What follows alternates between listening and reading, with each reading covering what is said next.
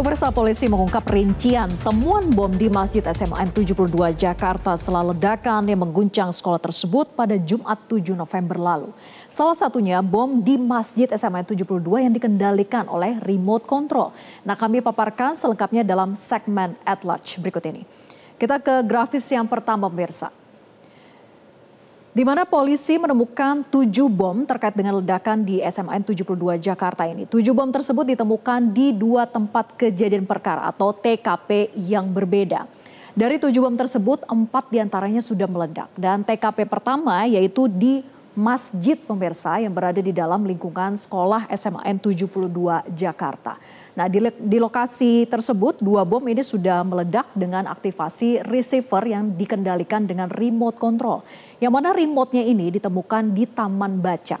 Nah, sementara TKP kedua yakni di bank sampah dan juga Taman Baca di sekolah SMAN 72 Jakarta.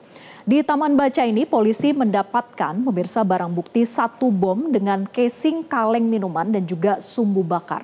Nah, serta ada 1 remote control yang diduga digunakan untuk meledakkan bom yang ada di masjid. Nah, di bank sampah ini ditemukan juga 4 bom dengan casing pipa logam ukuran 3/4 inci dengan panjang sekitar 20 cm.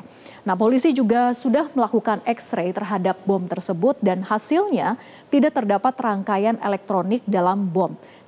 Meski demikian, 2 bom yang sudah diledakkan tersebut meledak tidak sempurna sehingga hanya tutupnya saja, pemirsa, yang hancur. Jadi dari 7 bom, 4 yang meledak, kemudian 3 yang masih aktif itu sudah diamankan di markas Gegana Satuan Brimob Polda Metro Jaya. Dan polisi kemudian melakukan penggeledahan di rumah pelaku. Lalu apa temuan barang bukti di sana? Kita lihat ke grafis berikutnya. Ditemukan adanya serbuk, pemirsa.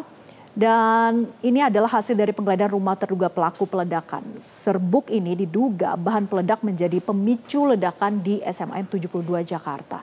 Meski begitu, polisi masih harus melakukan uji laboratorium oleh Puslap 4 untuk memastikan bahwa serbuk yang ditemukan di TKP dan juga rumah terduga pelaku itu merupakan jenis yang sama. Karena penyidik itu melakukan investigasi secara scientific investigation dari rangkaian penyelidikan dan temuan barang bukti. Maka disimpulkan bahwa ledakan bom SMAN 72 Jakarta itu bukan tindak terorisme. Nah, kita simak pernyataan dari Kasubdit Kontra Naratif Direktorat Pencegahan Densus 88 berikut ini. Bahwa Densus 88 Anti Teror Polri menilai peristiwa ledakan di SMAN 72 Jakarta yang melibatkan seorang anak berhadapan dengan hukum atau ABH. Ini bukan merupakan tindak pidana terorisme. Tidak ada kaitan dengan jaringan manapun sehingga Densus 88 menyimpulkan kejadian ledakan bom di SMAN 72 Jakarta itu bukan termasuk tindak pidana terorisme. Kita ke grafis berikutnya, pemirsa. Berdasarkan keterangan yang didapat polisi bahwa tersangka ini merupakan siswa aktif SMAN 72 ditetapkan sebagai anak yang berkonflik dengan hukum. Nah, motif pelaku karena merasa sendirian dan juga tidak mempunyai tempat untuk berkeluh kesah baik di lingkungan keluarganya, rumah maupun sekolah. Sementara dari hasil pemeriksaan dan penelusuran terhadap barang bukti diketahui bahwa ABH ini menuliskan berbagai nama tokoh dan juga ideologi yang berkembang di sejumlah benua, itu termasuk Amerika dan juga Eropa. Namun hal itu bukan karena keterlibatan jaringan tertentu, melainkan sebatas peniruan dari konten-konten yang diakses ABH di dunia maya sebagai bentuk inspirasi. Nah, dari hasil analisis ponsel dan juga aktivitas di internet, diketahui bahwa pelaku ini tertarik atau menyukai konten kekerasan dan hal-hal yang ekstrim. Jadi dari kejadian ledakan bom yang dilakukan anak di bawah umur ini menjadi alarm bagi kita semua di era digital bahwa anak-anak itu semakin mudah mengakses internet. Sayangnya, pemirsa, tidak semua konten di dunia maya itu aman bagi mereka. Jadi mulai dari kekerasan ekstrim hingga paparan konten negatif bisa berdampak buruk pada perkembangan mental dan juga sosial anak. Nah, berikut ada sejumlah langkah yang bisa dilakukan oleh orang tua.